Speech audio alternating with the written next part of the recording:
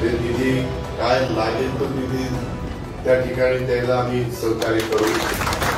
पण तसं आम्ही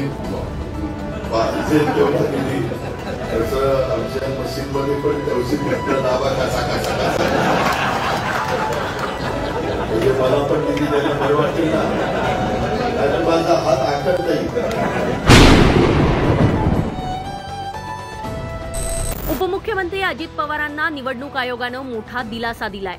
काही दिवसांपूर्वीच पुणे जिल्ह्यातील इंदापूर इथे अजित पवारांनी निधी वाटपासंदर्भात एक वक्तव्य केलं होतं आणि यावरूनच अजित पवारांच्या विरोधात आचारसंहितेचा भंग केल्याची तक्रारही करण्यात आली होती. पण या प्रकरणी आयोगानं अजित पवारांना क्लीन चिट दिली आहे. काही दिवसांपूर्वी इंदापूरमध्ये आयोजित एका सभेत अजित पवारांनी एक विधान केलं होतं, ज्यावरून मोठा वाद सुरू झाला.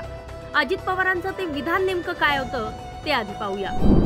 काय लागेल तो निधी द्यायला सहकार्य करू, पाहिजे तेवढा निधी देतो, पण मशीनमध्ये बटन दाबा कचा म्हणजे मलाही बरं वाटेल, नाहीतर माझा हात आखडता होईल. तर असं वक्तव्य अजित पवारांनी इंदापूरमध्ये डॉक्टर आणि वकिलांच्या परिषदेत बोलताना केलं.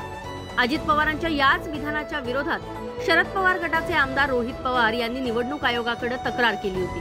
मात्र राज्य निवडणूक आयोगाला पाठवलेल्या अहवालात बारामती मतदारसंघातील सभेत केलेल्या या वक्तव्यामुळे आदर्श आचारसंहितेचा कोणताही भंग झाला नाही असं नमूद करत अजित पवारांना निवडणूक आयोगानं क्लीन चिट दिली आहे.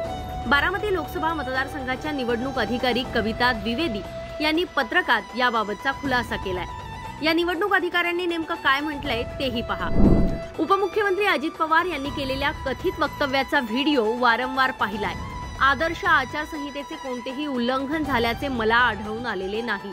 अजित पवार यांनी कोणत्या पक्षाला किंवा उमेदवाराला मत द्यायची हे सांगितले नाही. व्हिडिओमध्ये उपमुख्यमंत्री अजित पवार हे मतदारांना ईव्हीएम साठी मतदान करण्यास सांगत असल्याचं ऐकू येत आहे.